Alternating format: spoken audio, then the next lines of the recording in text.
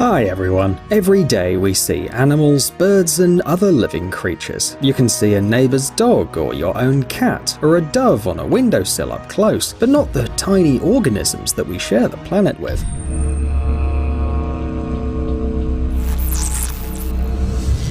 Some of them are way too small for us to even notice, others are too shy or happen to live in places which are quite hard to reach. But today, we will show you these amazing creatures living near you. Let's get it on. Ants.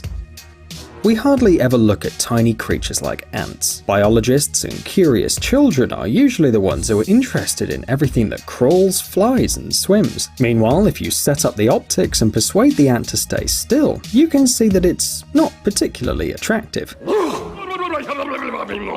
It has antennae, its body is covered with hairs, and it looks at you with a dead-eyed glaze. Like other insects, ants have an exoskeleton, an external chitin shell that provides support and protection for the body. The antennae on their head are sensory organs used to detect chemicals, air currents, and vibrations, and also to receive and transmit signals through touch. And oh yes, don't forget the mandibles. They are used to carry food, build nests, and defend against enemies. They're also there because some ants bite, and you definitely don't want to experience that. What? Oh, here's one. Oh. You've probably seen ants that carry leaves, but they don't use them for food. Atta, or leafcutter ants, use pieces of leaf to feed a mushroom that grows in their nests. The ants in turn then eat this mushroom. No wonder ants are considered the most advanced species of insects. Squid. Octopi and cuttlefish are masters of underwater camouflage, blending in seamlessly against a rock or coral, but squid have to hide in the open ocean, mimicking the subtle interplay of light, water, and waves. But how do they do it? Oh, squids are very good at it, and you won't understand how they do it unless you take a closer look.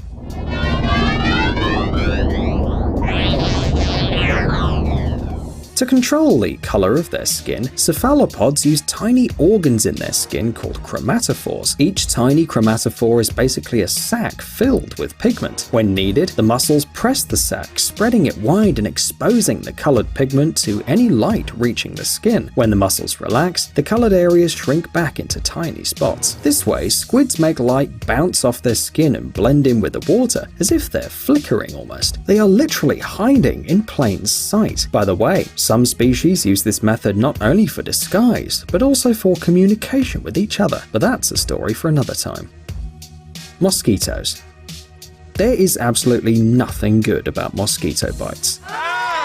That's good. These insects irritate us with their buzzing and often don't let us sleep. Not only do they drink blood, but they also leave the skin really itchy. Not to mention the fact that these insects can carry truly dangerous diseases that result in death. This tiny creature can cause a lot of problems. Most people have some idea of how a mosquito bites us. The proboscis penetrates the skin and the insect starts drinking the blood. However, upon closer inspection, this process becomes truly disgusting. Not so long ago, scientists discovered that the mosquito's mouth is not just one tiny spear, but a sophisticated system of 6 thin needles, each of which pierces the skin, finds blood vessels, and allows mosquitoes to easily suck blood from them. 2 of these needles have some kind of teeth, naturally very tiny ones. The mosquito uses these teeth to pierce the skin. Another set of needles holds the tissues together while the insect prepares to bite. Then the needle with the sharp end probes the skin, piercing the vessel and sucking the blood from it. Well, the 6th needle then releases saliva and delivers chemicals that support blood flow. This saliva causes the itching and sometimes carries dangerous diseases. Caterpillars. They say that the caterpillars are quite voracious and ready to eat everything that comes in their way. The best leaves become their breakfast, lunch, and dinner. But not because caterpillars just love eating. These creatures, which will turn into butterflies in the future, need to accumulate protein. In other words, they need to use every opportunity to eat, so they do it when they can. It's not easy for people to understand this strategy because we don't go through such stages. A person is born as a smaller version of themselves and then just keeps growing throughout their life. But the life cycle of caterpillars is completely different. First, they just eat all the time. Then they turn into a chrysalis, and then to a completely completely different creature, a butterfly. As soon as the caterpillar becomes a butterfly, it immediately switches to a liquid diet of sweet nectar and even loses its mouth, getting a thin proboscis instead. While the caterpillar was mostly preoccupied with eating, this butterfly is busy with procreation. It flutters back and forth and looks pretty beautiful. Now imagine if people would undergo the same transformation. Water striders. They may look serene as they glide across the surface of a stream on a warm day. It seems that water striders are small skaters who don't even need ice to make pirouettes. They defy gravity and literally walk on water, but not at all for the sake of looking beautiful. In fact, water striders are predators, and to study them, you need to take a closer look.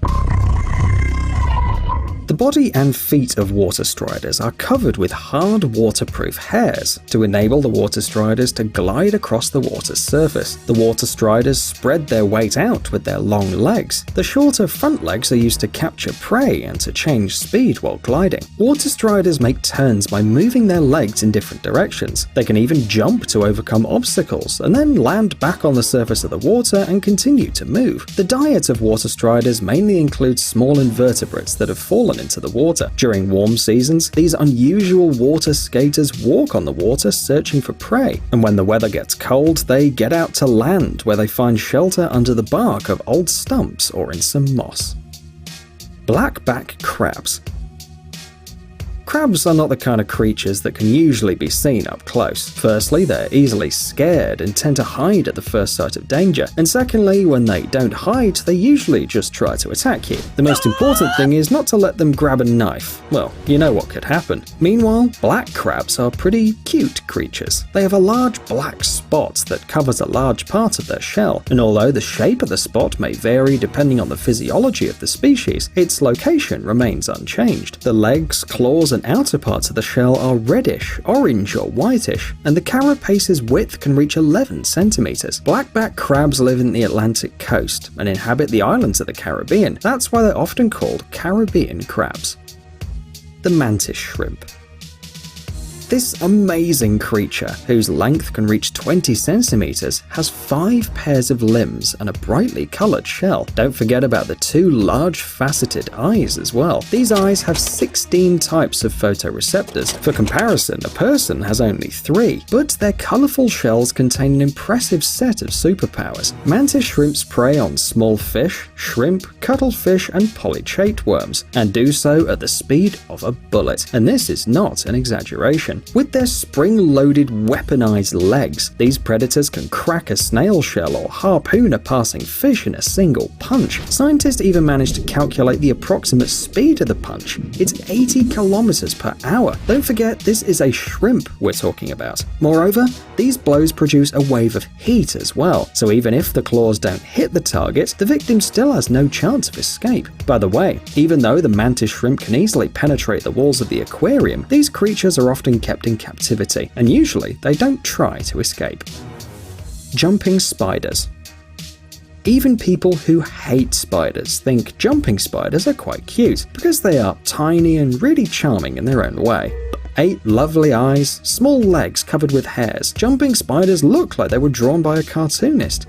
These spiders have a well-developed internal hydraulic system too. They can expand their limbs by changing the blood pressure. This allows the spiders to jump long distances, far exceeding the size of their own body. Before the jump, the jumping spider attaches a silk web thread to the spot that it jumps from. But these spiders gain fame not for their jumping skills, but their mating rituals. Of course, in order to see all this in detail, you have to use special equipment, but it's well worth it. To attract the attention of females, almost all species of jumping spiders have to perform a special dance, during which they raise their front appendages and sway from side to side.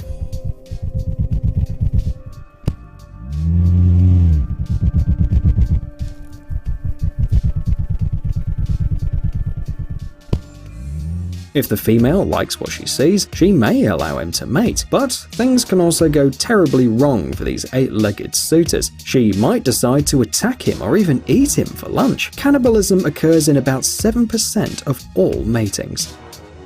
Lice. If you've never seen lice and only read about them in books, then today is your lucky day. Today, lice are often carried by kids. They can pick up this dangerous insect by accident too, in crowded places, in public transport. Yes, even just taking a selfie with an infected person might be dangerous. However, it's not so simple to see the lice. They glue their eggs to individual strands, nice and close to the scalp, where the heat helps them hatch. But this isn't the only problem. Lice then feed on human blood and bite several times a day, and it hurts. They then move through the hair, sometimes from one head to another, clinging firmly with their scythe-shaped claws. Lice even have a small spiky thumb-like part called a spine that helps them keep their grasp of the hair. Their drive to stay on a human head is strong because once they're off and lose access to the blood, they starve and die within 24 hours. This must be why lice have developed immunity to many of the drugs we use to poison them. They're just very motivated to stay on a human's head. However, scientists still have ways of fighting them. And by the way, if you worry that you can pick up lice from a pet, don't. Human head lice only live on our heads. Psst, dude, are you looking for new technologies and great gadgets? Are your thoughts focused on the future? Do you love huge vehicles and can't imagine your life without robots around you? Then visit TechZone and you'll find all this and more. The link is in the description.